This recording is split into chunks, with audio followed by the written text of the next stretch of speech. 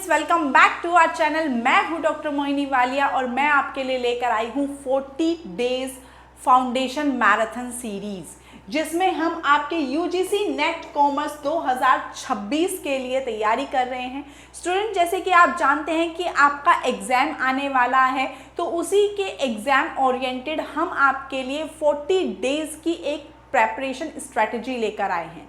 सुबह 10 बजे हमने पेपर 1 के 20 मोस्ट इंपॉर्टेंट क्वेश्चंस डिस्कस किए थे और अब टाइम है पेपर 2 कॉमर्स का, जहां हम फिर से 20 हाईली एक्सपेक्टेड एमसीक्यूज को कंप्लीट लॉजिक और एलिमिनेशन ट्रिक के साथ कवर करेंगे।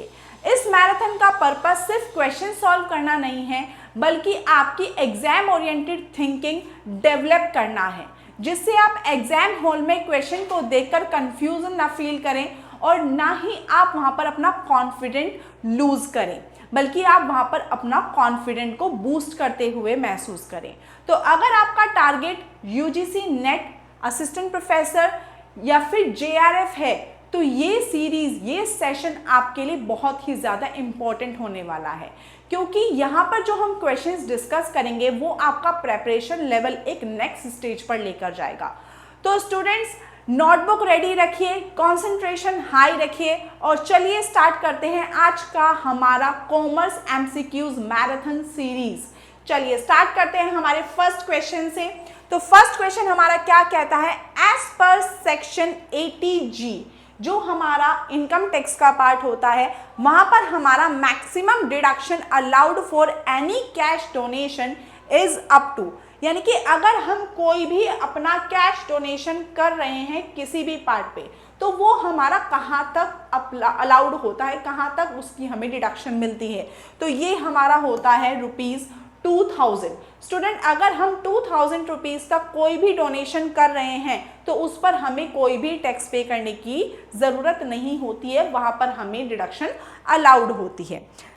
नेक्स्ट क्वेश्चन हमारा क्या कहता है? In Leontief production function L is considered as. Student, सबसे पहले तो आपको ये पता होना चाहिए कि लियोंटिव प्रोडक्शन फंक्शन क्या होता है। स्टूडेंट, जैसे आपने देखा होगा कि एक हमारी कॉस्ट ग्राफ होता है जो हमारा यू शेप में जाता है, ठीक है। यहाँ पर हमारी क्या होती है कि स्टार्टिंग में जो हमारी कॉस्ट होती है, हम कोशिश करते हैं उसको लो करने की, फिर एक टाइम आता है जब वो हमारी बिल्कुल कांस्टेंट हो जाती है, लेकिन एक टाइम रीच करने के बाद, यानी कि एक स्टेज को क्रॉस करने के बाद, वो कॉस्ट हमारी दोबारा इंक्रीज होनी शुरू हो जाती है, ठीक है। तो लियोंटिव प्रोडक्शन फंक्शन में यही चीज होती है कि वो हमारी ये जो कॉस्ट हम पहले डिक्लाइन करते हैं, उसको ही ये ऐसे कांस्टेंट स्टेज में ही रखता है, उसको वो बढ़ने नहीं देता है। यही हमारा लियोंटिव प्रोडक्शन फंक्शन कहता है। तो यहाँ पर जो हमारा L होता है वो क्या होता है? L is considered as binding constants in the production process. ये हमारे जो कॉन्स्टेंट प्रोडक्शन फंक्शन होते हैं, प्रोडक्शन प्रोसेस को करने के लिए जो भी हमारे कॉन्स्टेंट्स होते हैं उनको बाइंड कर देता है, यानी कि वो हमारी कॉस्ट को इंक्रीज नहीं होने देता है, ठीक है। नेक्स्ट क्वेश्चन हमारा कहता है EPRG framework in international business refers to. EPRG जो एक हमारा फ्रेमवर्क है, ये हमारे इंटरनेशनल बिजनेस में इंक्लूड होता है। ये EPRG होता क्या है, यानी कि EPRG की फुल फॉर्म क्या होती है? It's ethnocentric, polycentric, regiocentric and geocentric. ये स्टूडेंट्स, ये हमारे इंटरनेशनल बिजनेस से रेफर करता है। यहाँ पर हम हमारी इंटरनेशनल बिजनेस की सारी गतिविधियों को देखते हैं, ठीक है। तो EPRG हमारा क्या हो गया? It's ethnocentric, polycentric, regiocentric and geocentric. Next है हमारा students, which one of the following is not a major direct selling company in India. ये हमारी कुछ कंपनीज के नाम बताए हैं, जिसमें हमें ये देखना है कि कौन सी हमारी डायरेक्ट सेलिंग कंपनी नहीं है। ध्यान से देखिएगा, यहाँ पर नोट आ गया है, यानी कि हमारी डायरेक्ट सेलिंग कंपनी जो डायरेक्ट कस्टमर के साथ रिलेशन बिल्ड कर रही है, वो कौन सी हमारी कंपनी नहीं है?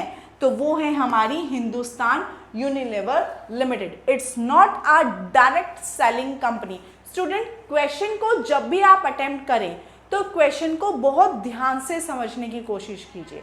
क्वेश्चन को जब तक आपको समझ में ना आए कि आपका एग्जामिनर आपसे एक्चुअली पूछना क्या चाहता है, क्वेश्चन को बार बार पढ़िए, क्योंकि क्वेश्चन के अंदर ही उसका आंसर इंक्लूड होता है। तो स्टूडेंट्स, अगर आपको कंफ्यूजन लग रहा है, कुछ भी समझ में नहीं आ रहा है, तो उस क्वेश्चन को बार बार पढ़िए, ठीक है। कभी भी ये मत समझिएगा कि क्वेश्चन पढ़ने में टाइम वेस्ट क्यों करना है, क्योंकि जब आप क्वेश्चन को ध्यान से पढ़ते हैं तो क्वेश्चन की लैंग्वेज आपके दिमाग में सेट हो जाती है, ठीक है। आपको समझ में आ जाता है कि आपका एग्जामिनर का पॉइंट ऑफ व्यू क्या है उस क्वेश्चन को पूछने का, ठीक है।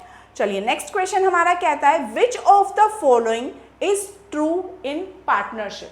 पार्टनरशिप तो हम सभी ने पढ़ी है, तो यहाँ पर आपसे पूछा गया है कि पार्टनरशिप के रिगार्डिंग आपकी कौन सी ऐसी स्टेटमेंट है जो सही है।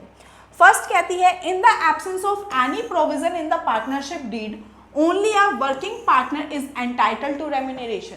नहीं, in the absence of partnership deed remuneration तो मिलती ही नहीं है, ठीक है। हमारी पार्टनरशिप डीड में जब भी एब्सेंट होती है तो वहाँ पे हमारी एक डीड ये भी होती है कि अगर पार्टनरशिप डीड नहीं है तो हमारी क्या होगा, हमारी यहाँ पर कोई भी रेम्यूनरेशन पे नहीं की जाएगी, ठीक है। तो ये तो आपका गलत हो गया।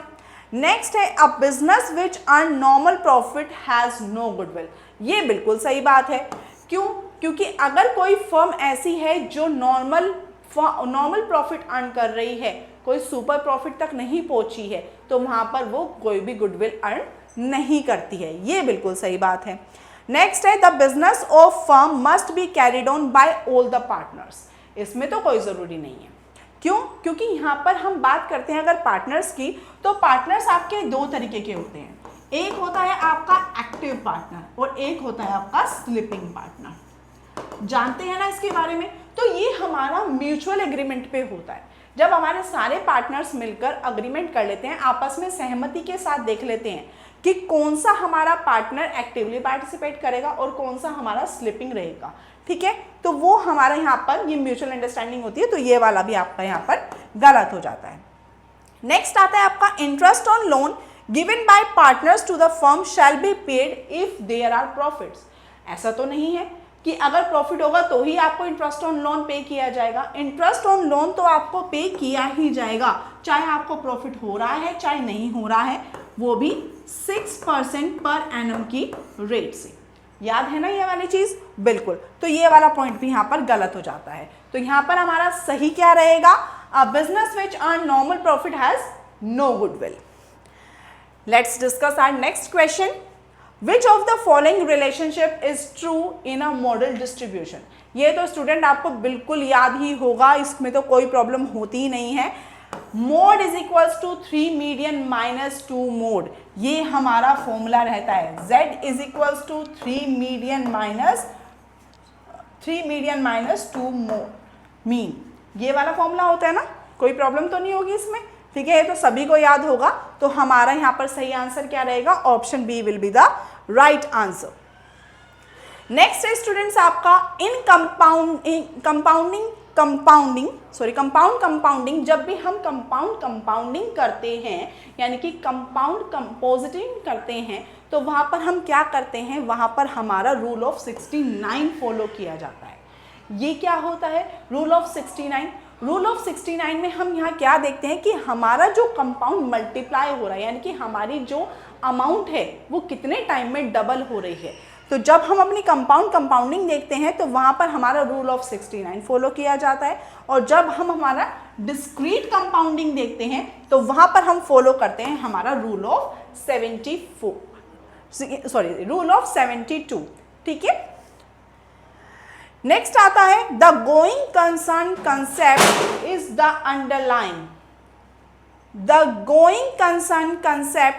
Underline basics for. Next question हमारा क्या कह रहा है स्टूडेंट? यहां पर हम बात कर रहे हैं हमारे गोइंग कंसर्न कंसेप्ट के बारे में, ठीक है। गोइंग कंसर्न कंसेप्ट क्या होता है स्टूडेंट्स? आपका गोइंग कंसर्न कंसेप्ट आपका कहता है कि जो आपकी फर्म है that must go on. Partners आ रहे हैं, जा रहे हैं, वर्किंग रुकेगी नहीं, बिजनेस तो चलता रहेगा, ठीक है। जब तक कोई कानून आपको अपने आप ये वाला सत्यापित ना कर दे कि आपको अपनी फर्म रोकनी है, आपको अपनी फर्म बंद कर देनी है। जब तक कानून के द्वारा ये ना बोला जाए कि आपको अपनी फर्म बंद करनी है या फिर आप अपनी कानूनी सारी कार्यविधियों को पूरा करते हुए अपनी फर्म को बंद नहीं करते हैं, तब तक आपकी फर्म चलती रहती है। ठीक है, तो यहाँ पर ये हमारा कंसर्न कह रहा है, तो अब इसके बिहाफ पे हमें हमारी कुछ वैल्यूज़ को डिसाइड करना है। पहला आता है valuing the market value of security. नहीं, गलत है। उसके बाद आता है क्यों? क्योंकि वैल्यूइंग हम market security value of security, going concern concept का तो उससे कोई मतलब ही नहीं है। Consolidating the accounts of subsidiary companies with those of parent company. नहीं, सब्सिडरी कंपनीज और होल्डिंग कंपनीज का जो कंसेप्ट है वो भी हमारा गोइंग कंसर्न कंसेप्ट से नहीं चलता है। नेक्स्ट आता है depreciating fixed assets over their useful lifes. बिल्कुल सही, ये हमारा चलता है। क्यों? क्योंकि गोइंग कंसर्न आपका कंसेप्ट क्या कहता है कि जो आपके पास एसेट्स हैं, अगर आपके फर्म की एक लाइफ है तो आपके पास जो एसेट्स अवेलेबल है उनकी भी एक पर्टिकुलर लाइफ है, तो आपको अपनी एसेट को डेप्रिशिएट करना पड़ता है at a particular time period. ठीक है, एक टाइम पीरियड क्रॉस होने के बाद आपको अपनी प्रोडक्ट की लाइफ को डिक्रीज करना ही पड़ता है। तो this will be the right answer for this particular question. Disclosing the sales and other operating information in the income statement, ये भी आपका इसका पार्ट नहीं होगा, ये CFS का पार्ट हो जाता है। ठीक है, नेक्स्ट हम देखते हैं हमारा constant optimization is closer to which of the following objective in of the business firm. Students, सबसे पहले आपको ये पता होना चाहिए कि कॉन्स्टेंट ऑप्टिमाइजेशन क्या होता है। कॉन्स्टेंट ऑप्टिमाइजेशन हमारा इसका मतलब होता है कि कुछ सीमाओं के अंदर रहकर अगर आप कोई अच्छा डिसीजन ले रहे हैं तो वो कहलाता है कॉन्स्टेंट ऑप्टिमाइजेशन। ठीक है, इसका मतलब क्या है कि हम कॉन्स्टेंट ऑप्टिमाइजेशन करते हुए बिजनेस फर्म के बिहाफ पर कौन सा ऑब्जेक्टिव हमारा यहाँ पर काम करेगा। तो स्टूडेंट, आज के टाइम में सेल्स मैक्सिमाइजेशन क्या आपका कॉन्स्टेंट ऑप्टिमाइजेशन का मेथड हो सकता है? क्या उसका पार्ट हो सकता है? नहीं। सेल्स मैक्सिमाइजेशन, हालांकि हर एक बिजनेसमैन ये चाहता है कि मेरी सेल्स मैक्सिमाइज हो जाए, लेकिन सेल्स मैक्सिमाइजेशन को वो अपना कॉन्स्टेंट ऑप्टिमाइजेशन नहीं बता सकते हैं। ठीक है, प्रॉफिट मैक्सिमाइजेशन हालांकि सभी का होता है लेकिन वो शो नहीं कर सकते हैं, तो यहाँ पर क्या होगा? सेटिस्फाइंग बिहेवियर होगा। अच्छा, एक बात बताइए स्टूडेंट, यहाँ पे हमारा सही आंसर तो हो गया सेटिस्फाइंग बिहेवियर, लेकिन ये हमारा इन दोनों को भी फुलफिल कर रहा है। कैसे फुलफिल कर रहा है? मेरा कस्टमर अगर सेटिस्फाइड होगा मेरी सर्विसेज से रिलेटेड, ठीक है, मैं जो सर्विसेज उनको प्रोवाइड करा रही हूँ, अगर उससे मेरा कस्टमर सेटिस्फाइड है, क्या वो दोबारा मेरे पास गुड्स परचेज करने के लिए आएगा? बिल्कुल आएगा। गुड्स वो बार बार मेरे पास से परचेज करेगा, इसका मतलब है क्या है? मेरी सेल्स बूस्ट होगी। सेल्स बूस्ट होगी तो मेरा प्रॉफिट बूस्ट हो जाएगा। बिल्कुल सही बात है। अब यहाँ पर हमने क्या किया है? इसी को हमने इन दोनों चीज़ों को मेन टारगेट ना दिखाते हुए हमने क्या मेन टारगेट दिखाया है कि मैं तो कस्टमर सेटिस्फेक्शन चाहता हूँ। ठीक है, कस्टमर सेटिस्फेक्शन होने की वजह से क्या हो गया? एक तरफ, अब इसको थोड़ा सा लॉजिकली समझने की कोशिश करना, एक कस्टमर कह रहा है, एक शॉपकीपर कह रहा है भाई मुझे तो अपनी सेल से मतलब है, एक कस्टमर कह रहा है मुझे तो अपने कस्टमर से मतलब है, एक कह रहा है मुझे तो किसी भी तरह से अपनी सेल्स बढ़ानी है, एक कह रहा है कि मुझे तो चाहिए कि मेरा कस्टमर सेटिस्फाइड होकर जाए मेरी दुकान से। बात दोनों एक ही कर रहे हैं, बस एक थोड़ा सा अच्छी बात, मतलब बोलने में अच्छा नहीं लग रहा है, कड़वा बोल रहा है, और एक मीठा बोल रहा है। तो ये वाली बात क्या है? ये बस मीठा बोलने वाली बात है।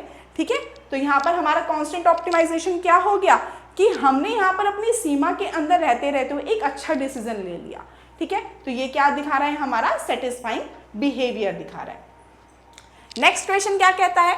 In a rising consumer income scenario, अब यहाँ पे क्या बात की जा रही है? यहाँ पर हम देख रहे हैं एक हमारे कंज्यूमर की इनकम इंक्रीज हो रही है। जब भी हमारे कंज्यूमर की इनकम राइज होती है तो उसका इफेक्ट क्या पड़ता है? The preferred decision choice of business firm for low income elastic product. अब यहाँ पे हमें देखना है लो इनकम इलास्टिक प्रोडक्ट पे। एक बात बताइए स्टूडेंट, अगर हमारे प्रोडक्ट की हमारी इनकम अगर इंक्रीज हो रही है तो वो हमारे प्रोडक्ट की इलास्टिसिटी पे क्या फर्क डालेगी? वो भी इंक्रीज होगा ना, उसकी भी डिमांड इंक्रीज हो जाएगी ना। लेकिन अगर उसकी डिमांड डिक्रीज हो रही है किसी भी कारणवश, तो वो क्या है? वो हमारे इंफीरियर प्रोडक्ट्स हो जाएंगे। इंफीरियर प्रोडक्ट्स हो जाएंगे यहाँ पर, तभी तो वो लो प्रोडक्ट हो जाएगा। लो इनकम इलास्टिक प्रोडक्ट का मतलब क्या हो गया कि इनकम इंक्रीज होने के बाद हमारे प्रोडक्ट की जो डिमांड है वो डाउन जा रही है, उसी का तो मतलब हो गया ना लो इनकम इलास्टिक प्रोडक्ट, और वही हमारा क्या होता है इंफीरियर प्रोडक्ट्स होते हैं। इसका मतलब क्या है कि यहाँ पर हमें बताना है कि अगर हमारे पास इंफीरियर प्रोडक्ट हैं और हम चाहते हैं कि हमारी उसकी डिमांड इंक्रीज हो, तो उसके बिहाफ पे हमारे बिजनेस फर्म्स को क्या डिसीजन लेना चाहिए, थोड़ा सा सोचकर बताइए। क्या उसको प्रोडक्ट प्रमोशन करना चाहिए? भाई प्रोडक्ट चाहे कितने प्रमोट कर लो, अगर कस्टमर को लग रहा है वो इंफीरियर क्वालिटी का है तो वो क्यों खरीदेगा। कॉस्ट कंट्रोल करने से क्या होगा, मेरे जब कस्टमर ही खरीद नहीं रहा है उसको और डाउन कर दूंगी तो भी वो खरीदेगा नहीं, ठीक है। प्रोडक्ट रीपोजिशनिंग करने से कुछ नहीं होगा, बल्कि प्रोडक्ट को इंप्रूव करने से होगा। प्रोडक्ट की क्वालिटी को इंप्रूव कर देंगे तो हमारा कंज्यूमर जो है वो प्रोडक्ट खरीदना शुरू कर देगा, ठीक है। नेक्स्ट क्वेश्चन देखते हैं। If an estimated Cobb Douglas production function is, यहां पर आपको ये प्रोडक्शन फंक्शन की एक स्टेटमेंट दी है। What type of return to scale does this production function indicate? Student बहुत बार एग्जाम में पूछा जाता है। एक तरह से समझ लीजिए कि अगर आपका एग्जाम हो रहा है तो 80% चांसेस हैं कि ये वाला क्वेश्चन आपके सामने आए, ठीक है। मोस्ट इंपॉर्टेंट क्वेश्चन लिख लीजिए इसको। तो इसमें हम कैसे इसको कैलकुलेट करते हैं, बहुत सारे बच्चों को यही नहीं पता चल पाता है कि इनको कैलकुलेट करने का पैटर्न क्या रहता है। तो स्टूडेंट यहाँ पर हम क्या करते हैं, हमारी दोनों पावर्स जो हमको यहाँ पर दी है दैट इज 0.6 प्लस 0.8, इनको ऐड कर लीजिए, आंसर आ जाएगा 1.4। अब इस 1.4 को हम कैलकुलेट करेंगे, ठीक है। इसको हम कंपेयर करेंगे, अगर ये 1 से बड़ा है जो कि है तो ये क्या हो जाएगा, it's increasing return to scale, ठीक है। अगर ये हमारा लेस देन 1 होता इट विल बी डिक्रीजिंग, ये हमारा क्या होता, डिक्रीजिंग रिटर्न टू स्केल हो जाता। अगर ये ही हमारा 1 के इक्वल होता तो ये हमारा क्या होता, कांस्टेंट रिटर्न टू स्केल, ठीक है। अब मुझे एक बात बताइए, ये हमारा 1 से बड़ा है या छोटा है, बड़ा है, तो इसका मतलब क्या हो गया, ये इंक्रीजिंग रिटर्न टू स्केल हो गया है, ठीक है स्टूडेंट। ये हमारा कोब डॉगलस प्रोडक्शन फंक्शन का फॉर्मूला है, बिल्कुल मत भूलिएगा, एग्जाम में बहुत बार आता है। नेक्स्ट क्वेश्चन हमारा क्या कह रहा है students, pricing strategy of setting a high price when a product is introduced. ध्यान से देखिएगा स्टूडेंट, ये हमारी बिजनेस साइकिल होती है, ठीक है, ये हमारी बिजनेस साइकिल है। यहां पर क्या है, ये अभी हमारी इंट्रोडक्शन स्टेज है, this is called growth stage, this is called maturity stage, ठीक है। ये क्या हो गया, ये इंट्रोड्यूसिंग है, यहां पे इंट्रोडक्शन हो रहा है, this is called growth, this is called maturity and this is called declining, यहां पर डिक्लाइन हो रहा है, ठीक है। अब यहां पर देखिए स्टूडेंट, ये बात की जा रही है हमारे इंट्रोडक्शन की। इंट्रोडक्शन के टाइम पे, यानी कि जब हमारा प्रोडक्ट मार्केट में इंट्रोड्यूस्ड हो रहा है, उस टाइम पे हमने क्या किया, अपने प्रोडक्ट के प्राइस को सबसे ज्यादा हाई रखा, यानी कि हमने प्रोडक्ट के प्राइस को बहुत ज्यादा कर दिया और उसके बाद उनको हमने कम करना शुरू कर दिया, lowering it's price it's known, यानी कि जब वो ग्रोथ स्टेज में आ गई तब हमने उसके प्राइस को कम करना शुरू कर दिया। आपने देखा होगा 99 को कट करके फिर वो 59 लिख देते हैं, देखा होगा ना, ये हमारी क्या होती है, ये हमारी स्ट्रेटेजी होती है अपने कस्टमर को अट्रैक्ट करने की। स्टार्टिंग में उन्होंने क्या करा, प्राइस को ज्यादा रखा, बाद में उन्होंने कम किया, इस स्ट्रेटेजी को हम बोलते हैं स्कीमिंग। ये जो स्ट्रेटेजी होती है हमारी, इसी स्ट्रेटेजी को हम बोलते हैं स्कीमिंग, यानी कि पहले अपने प्रोडक्ट के प्राइस को ज्यादा रखना और बाद में उसको कम कर देना, दैट्स कॉल्ड स्कीमिंग। नेक्स्ट होता है हमारा, विच one of the following is not true for mass marketing. Student यहां पे हम बात कर रहे हैं मास मार्केटिंग की। मास मार्केटिंग का मतलब क्या हो गया, जहां पे हमारा पॉपुलेशन बहुत ही ज्यादा हाई होता है, ठीक है, जहां पर हमारा जो टारगेट कंज्यूमर्स हैं वो हमारी बहुत ज्यादा है, टारगेट पॉपुलेशन ज्यादा होती है, तो वहां पर हम अपना कौन सा ट्रू नहीं मानते हैं, ठीक है। सबसे पहले बात कर रहे हैं, provides very little scope for customization, बिल्कुल सही बात है, हम तो ये वाली बात मानते हैं कि भाई अगर ज़्यादा हमारी प्रोडक्ट टारगेट मार्केट है तो हम वहाँ पर बहुत ही छोटा कस्टमाइजेशन कर सकते हैं, यानी कि हम बहुत कम लोगों तक अप्रोच कर सकते हैं। डील्स विद कस्टमर डायरेक्टली, नहीं भाई, कस्टमर के साथ आप डायरेक्टली डील कर ही नहीं सकते हैं। अगर आपका पॉपुलेशन साइज ज़्यादा है तो आप अपने कस्टमर के साथ डायरेक्टली डील कैसे कर सकते हैं, पॉसिबल ही नहीं है। तो ये आपका क्या हो जाएगा, यहाँ पर सही हो जाएगा। नेक्स्ट है normally followed in case of FMCG and SMCG। ये क्या होता है स्टूडेंट, ये होते हैं आपके FMCG की अगर हम बात करें,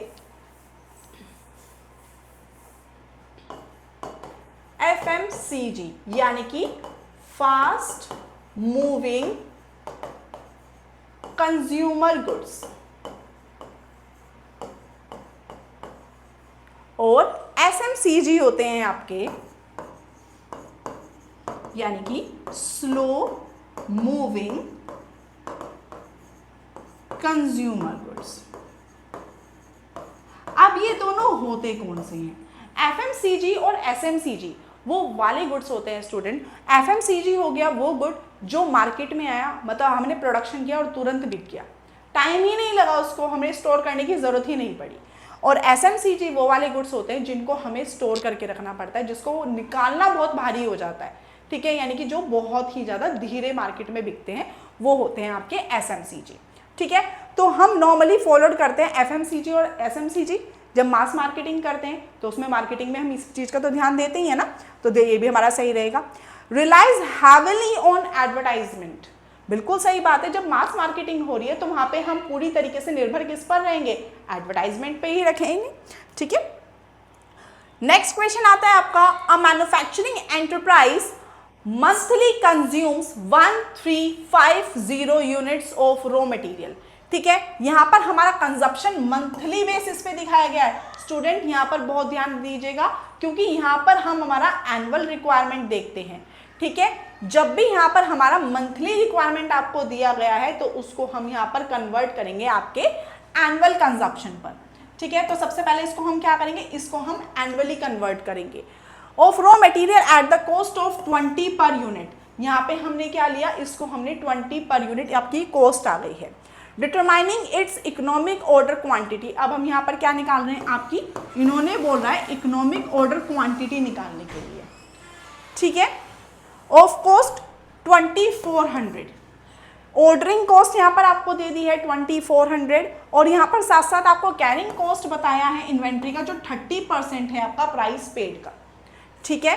तो जब हम इसको कैलकुलेट करेंगे तो स्टूडेंट इसका फॉर्मूला आपको याद होना चाहिए, दैट इज 2 मल्टीप्लाइड बाय, सबसे हम पहले हम यहाँ पर रखते हैं आपकी एनुअल रिक्वायरमेंट। एनुअल रिक्वायरमेंट आपकी यहाँ पर कितनी है, 1350 मल्टीप्लाइड बाय 12, रिमेंबर दिस। उसके बाद हम यहाँ पर मल्टीप्लाई करते हैं आपकी ऑर्डरिंग कॉस्ट के साथ। ऑर्डरिंग कॉस्ट है आपकी यहाँ पर 2400, और साथ साथ हम यहाँ पर अब डिवाइड कर देते हैं जो आपकी कैरिंग कॉस्ट होती है। कैरिंग कॉस्ट यहाँ पर आपकी क्या है, जो आपकी यहाँ पर कॉस्ट ऑफ रॉ मटेरियल बताई गई है उससे हम यहाँ पर आपकी इन्वेंट्री कॉस्ट को मल्टीप्लाई कर देते हैं।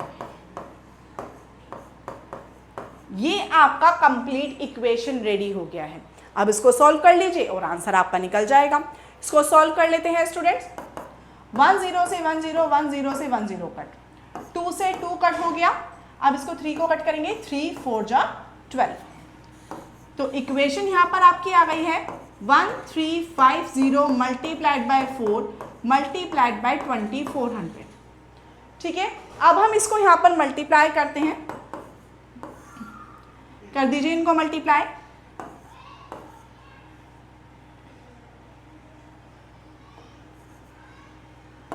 $5400 मल्टीप्लाइड बाय 2400। अब स्टूडेंट यहाँ पर आप देख सकते हैं 2 zeros इधर है, 2 zeros इधर है, ठीक है। अब हमें इनको फैक्टर प्राइसिंग करना है। फैक्टर प्राइसिंग तो आपको आता ही होगा, 4th या 5th क्लास में आपने सीखा होगा। तो हम यहाँ पे क्या करेंगे, जब इनको फैक्टरिंग करेंगे तो यहाँ पर बाहर आपका आ जाएगा 100, अंडर रूट में आपके पास रहेगा 54 मल्टीप्लाइड बाय 24। अब इनका हम यहाँ पर क्या करेंगे, यहाँ पर हम इनको फैक्टरिंग करेंगे। पहले 54 का फैक्टर कर लीजिए, 27, 3 9 जा, 3 3 जा एंड 3 1 जा, ठीक है। ऐसे ही 24 का फैक्टर कर लीजिए, 12, 6, 3 एंड 1। ठीक है, तो अब इनका यहाँ पर जब आपने फैक्टरिंग कर लिया है, 54 का फैक्टर है 3 multiplied by 3 multiplied by 3 multiplied by 2। इनका आपने फैक्टरिंग किया 2 multiplied by 2 multiplied by 2 multiplied by 3। अब आपको पता होगा कि जब भी हम फैक्टरिंग करते हैं, ये आपने अब क्या करना है, रूट से बाहर निकालना है। तो रूट से बाहर निकालने का मतलब क्या है, अब आपको यहाँ पे पेयरिंग करनी होगी। ये हो गया और एक 3 और एक ये 3, ये दोनों पेयरिंग हो गया, निकाल दीजिए। 100 मल्टीप्लाइड बाय 3 मल्टीप्लाइड बाय एक ये वाला 3 आ गया, मल्टीप्लाइड बाय एक ये 2 बाहर आ गया और एक ये वाला 2 बाहर आ गया। कर दीजिए इनकी मल्टीप्लाई। 3 3 जा 9, 9 4 जा 36, यानी कि 3600 units. This is your economic order quantity. तो option A will be the right answer for this particular question. ठीक है, let's move to the next question. The portfolio theory articulates diversification to reduce which of the following risk। जब भी हम अपना portfolio management करते हैं, यानी कि अब हम यहाँ पर क्या कर रहे हैं, अपना पोर्टफोलियो थ्योरी को डाइवर्सिफाई कर रहे हैं। डाइवर्सिफिकेशन का मतलब क्या होता है स्टूडेंट, यहाँ पर देखिए, अब जैसे मुझे 1 लाख रुपए कहीं पर इन्वेस्ट करने हैं, ठीक है। अब मैं अगर इस 1 लाख रुपए को अगर एक ही कंपनी में अगर इन्वेस्ट कर देती हूँ तो वहाँ पर मेरा रिस्क ज़्यादा हो जाएगा ना। लेकिन अगर इसी पैसे को, इसी मनी को अगर मैं 5 इक्वली अमाउंट में अलग अलग कंपनीज में इन्वेस्ट कर देती हूँ, like 20,000 in this, 20,000 in this, 20,000 in this, 20,000 in this and 20,000 in this one. Suppose कीजिए ये ए हो गया, ये बी हो गया, ये सी हो गया, ये डी हो गया, ये ई हो गया। अब ए कंपनी जो है वो अच्छा परफॉर्म नहीं कर रही है किसी भी कारणवश, तो सिर्फ और सिर्फ मेरा लॉस कितने का है, 20,000 का है। बी तो अच्छा कर रही है ना, चलो सी को भी मान लेते हैं, सी ने भी जितना मैंने लगाया उतना ही मुझे वापस कर दिया। डी और ई तो मुझे हाई रिटर्न दे देगा ना। इसका मतलब क्या है, यहाँ पे मैंने अपने रिस्क को डाइवर्सिफाई कर दिया है। ठीक है, यही हमारा कहलाता है पोर्टफोलियो थ्योरी। तो यहाँ पर हम क्या करते हैं, ये हमारे किस रिस्क को रिड्यूस करता है, दैट इज अनसिस्टमेटाइज्ड रिस्क। यहाँ पे जो हमारा अनसिस्टमैटिक रिस्क होता है उसको ये रिड्यूस कर देता है। ठीक है, चलिए नेक्स्ट पे आते हैं। When foreign currency assets and liabilities match in terms of amount of exposure and timing of मैच्योरिटीज, ये क्या होता है, इसमें क्या होता है, जब भी किसी कंपनी की फॉरेन करेंसी के आने वाले या फिर जाने वाले पैसे बराबर हों सेम टाइम पर, तो इसी एक्सचेंज रेट पर जो हमारा रिस्क होता है वो कम हो जाता है। इसी को नेचुरल नज कहा जाता है। ठीक है, ध्यान से समझिएगा, जब भी किसी कंपनी की फॉरेन करेंसी में आने वाले और जाने वाले जो पैसे होते हैं अगर वो बराबर हो जाए, ठीक है, यानी कि एक्सचेंज रेट जो हो रहा है हमारा अगर वो इक्वल हो जाए एट द सेम टाइम, तो वहां पर जो हमारा रिस्क होता है वो रिड्यूस हो जाता है, रिड्यूस टू द लीस्ट। इसी को क्या कहा जाता है, इसी को ही हम नेचुरल नज कहते हैं। ठीक है, यही हमारा यहाँ पर स्टेटमेंट कह रहा है। क्या कह रहा है, फॉरेन करेंसी जो है उसमें एसेट्स और लायबिलिटीज मैच कर रहा है in terms of amount of exposure, timing of maturity, यानी कि दोनों चीजें आपकी मैच कर रही है और लीस्ट कर रही हैं, तो यहाँ पर हमारा क्या हो रहा है, नेचुरल नज हो रहा है। नेक्स्ट हम बात कर रहे हैं students, what is the probability. यहां आ गया आपका प्रोबेबिलिटी का क्वेश्चन। प्रोबेबिलिटी के केस में आपका क्या कह रहा है, that a randomly card chosen. अब यहाँ पे आपको क्या करना है, रैंडमली कोई कार्ड निकालना है। हमें पता है कि टोटल डेक कितना होता है आपका 52, सबको पता है ना। ताश की गड्डी में कितने कार्ड होते हैं, 52 होते हैं। तो अब हमें उस 52 की पत्तों में से क्या निकालना है, हमें एक किंग निकालना है और एक स्पेड निकालना है। तो टोटल किंग कितने होते हैं, यहां पर आपके टोटल किंग हो गए 4 और टोटल स्पेड्स कितने हो गए, यहां पर टोटल स्पेड्स हो गए आपके 30। ठीक है, तो अब यहां पर हम बात कर रहे हैं टोटल किंग्स ऑफ स्पेड की, कितने हो गए 4 किंग प्लस 13 स्पेड। अब मुझे एक बात बताइए, क्या स्पेड में किंग नहीं होगा? बिल्कुल होगा, यानी कि एक किंग ऐसा है जो किंग भी है और स्पेड भी है, वो यहाँ पर 2 बार आ चुका है, तो उसको इसमें से हम यहाँ पे 1 माइनस कर देंगे। तो टोटल कितने हो गए हैं आपके यहाँ पर? 16। ठीक है, तो अब हम यहाँ पर बात कर रहे हैं आपकी प्रोबेबिलिटी की। तो प्रोबेबिलिटी आपकी कितनी हो गई है यहाँ पर? 16, यानी कि total outcomes, possible outcomes divide by total outcomes 52। कर दीजिए इसको सॉल्व। 4 डिवाइड बाय 13, ये आपका फ्रैक्शन में है, लेकिन क्योंकि यहां पर हमें डेसिमल में वैल्यू दी है, फ्रैक्शन निकाल लीजिए। डेसिमल लगाया जाएगा, 13 3 जा 39, 1 नहीं जाएगा, 0। ठीक है, उसके बाद भी नहीं जाएगा, अगेन 0। देखिए आपका यहां पर नियरेस्ट कितना जा रहा है?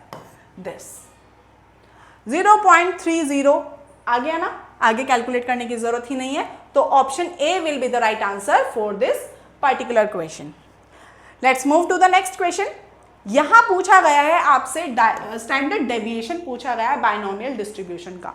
सिंपल क्वेश्चन है, इसका तो आंसर ही मतलब इसमें तो कुछ है ही नहीं, समझने वाली चीज ही नहीं है। सबको पता होता है रूट एन पी क्यू। ठीक है, यहाँ पे हमें पता ही होता है कि जो हमारी प्रोबेबिलिटी होती है और जो हमारी क्यू होती है उसमें से हमारा होता है, यानी कि P इज इक्वल्स टू क्या होता है? 1 माइनस क्यू होता है, एंड हमारे नंबर ऑफ आउटकम्स होते हैं। ये आपका सही आंसर हो गया। नेक्स्ट आपसे पूछा गया है विच of the following is not an example of compressed data. Student, सबसे पहले हमें यह देखना होगा कि कंप्रेस्ड डाटा क्या होता है। कंप्रेस्ड डाटा होता है किसी भी बड़े डाटा को। अब हम क्या कर रहे हैं यहाँ पर? हम अपनी कर रहे हैं एक रिसर्च करते हुए हम क्या करते हैं? अपने डेटा को कलेक्ट करते हैं। ठीक है, अब डाटा ऐसा तो है नहीं कि छोटा फोटा उठाया गया होगा, लार्ज डेटा उठाया गया होगा। अब जब हम उस डेटा को अरेंज करते हैं, ठीक है, कंप्रेस करते हैं, छोटा कर देते हैं, तो वही आपका क्या कहलाता है? कंप्रेस्ड डाटा कहलाता है। तो इसमें से हमें ये बताना है कि कौन सा आपका कंप्रेस्ड डाटा नहीं होता है। ठीक है, डेटा एरे बिल्कुल नहीं होता है। क्यों? क्योंकि डेटा एरे में हम सिर्फ और सिर्फ क्या करते हैं? अपने डेटा को असेंडिंग या फिर डिसेंडिंग फॉर्मेट में लगाते हैं, यानी कि डेटा एरे में सिर्फ और सिर्फ सॉर्टिंग की जाती है और कुछ भी नहीं किया जाता है। ठीक है, फ्रीक्वेंसी डिस्ट्रीब्यूशन सभी को पता है, यहाँ पर फ्रीक्वेंसी लगाई जाती है, टैली मार्किंग की जाती है। सबने अपने स्कूलिंग में, अपनी कॉलेजेस में ये चीजें सीखी होंगी। ठीक है, तो फ्रीक्वेंसी डिस्ट्रीब्यूशन में भी हम क्या करते हैं? अपने लार्ज डेटा को कंप्रेस्ड फॉर्मेट में कर देते हैं। हिस्टोग्राम में भी हम यही करते हैं। हिस्टोग्राम में क्या होता है? उसको बार डायग्राम में हम रिप्रेजेंट करते हैं। ऑगिव में भी यही काम किया जाता है। ठीक है, तो स्टूडेंट्स, आज का हमारा लास्ट क्वेश्चन क्या कहता है? The human relations approach rejected the rebel hypothesis by giving which of the following argument. यहां पर हमें कुछ आर्ग्यूमेंट्स दी गई हैं जहां पर हमें बताना है कि कौन सा एक ह्यूमन रिलेशन अप्रोच है जो रेबल हाइपोथेसिस के अकॉर्डिंग उसको रिजेक्ट कर देता है। तो यहां पर क्या होता है? सबसे पहला हम देख रहे हैं the worker does not work money only. बिल्कुल सही बात है, कोई भी वर्कर सिर्फ और सिर्फ पैसे के लिए काम नहीं करता है। एक बात बताइए स्टूडेंट, हम ही है, कोई भी है, अगर कोई भी व्यक्ति किसी भी ऑर्गेनाइजेशन में काम करने के लिए जा रहा है तो क्या वो सिर्फ और सिर्फ पैसा कमाने के लिए जा रहा है? नहीं, बिल्कुल नहीं। क्यों? क्योंकि वहां पर उसे इज्जत भी चाहिए होती है। कोई भी व्यक्ति बिना इज्जत के काम नहीं कर सकता है। उसको अपनी जॉब सेटिस्फैक्शन, उसको अपनी जॉब सिक्योरिटी, उसको अपना जॉब लव, उसको अपनी एक सेटिस्फैक्शन, एक अपना प्रेस्टीजियस सब कुछ चाहिए होता है। तो a worker does not work for money only. ठीक है, कोई भी वर्कर सिर्फ और सिर्फ पैसे के लिए काम नहीं कर सकता है। तो यहाँ पर हमारा जो ह्यूमन रिलेशन अप्रोच है वो रेबल हाइपोथेसिस को नल एंड वॉइड कर देती है, यानी कि रिजेक्ट कर देती है। उसके बाद हम बात करते हैं worker operates in a techno economic system with no room for emotions. बिल्कुल सही बात है, जहां पर टेक्नो इकोनॉमिक सिस्टम की बात आ गई वहां पर इमोशंस तो एस्टैब्लिश करेंगे ही नहीं। नेक्स्ट आता है आपका authoritarian style of leadership is more productive, बिल्कुल सही बात है। जहां पर हम ऑथोरिटेरियन स्टाइल की बात करते हैं वहां पर हमारा एक लीडरशिप अलग ही प्रोडक्टिविटी दिखाता है। नेक्स्ट आता है individual pay attention to self achievement irrespective of informal group norms, बिल्कुल सही बात है। जहां पर हम बात करें इनफॉर्मल ग्रुप में अगर कोई भी बैठ के बात कर रहा है, कहते हैं ना छोटे बच्चे कभी ग्रुप स्टडीज में पढ़ाई नहीं कर पाते, वो सिर्फ और सिर्फ क्या करते हैं, खेल कूद के वापस आ जाते हैं। लेकिन अगर किसी भी बच्चे को अगर अकेले अलग कमरे में उसको आराम से बिठा दिया जाए, 1 घंटे में वो बहुत कुछ पढ़ के निकल जाएगा। ठीक है, तो इसका मतलब क्या है कि इंडिविजुअल जब वो अटेंशन अपनी देते हैं उसमें वो ज़्यादा सेल्फ अचीवमेंट प्रोवाइड कराते हैं in respect of informal group norms. ठीक है, तो यहाँ पर हमारा कौन है जो सबसे ज़्यादा रिजेक्ट कर रहा है, that is the worker does not work for money only. ठीक है, आई होप स्टूडेंट आपको आज की वीडियो समझ में आई होगी, पसंद आई होगी। अगर आपको लगता है कि जो हम आपके साथ ऑब्जेक्टिव्स एमसीक्यूज डिस्कस कर रहे हैं वो आपके टारगेट अचीवमेंट में थोड़े से भी यूजफुल हैं या वो आपकी टारगेट अचीवमेंट में आपके लिए हेल्पफुल साबित हो रहे हैं, तो स्टूडेंट्स हमारी वीडियो को प्लीज़ अपना प्यार दीजिए, हमारी वीडियो को लाइक कीजिए, सब्सक्राइब कीजिए और साथ साथ वो कमेंट भी दीजिए, अपने प्रेस्टिजियस कमेंट्स भी हमारे साथ शेयर कीजिए, अपनी फीडबैक भी शेयर कीजिए कि आपको हमारी वीडियो अच्छी कैसी लग रही है।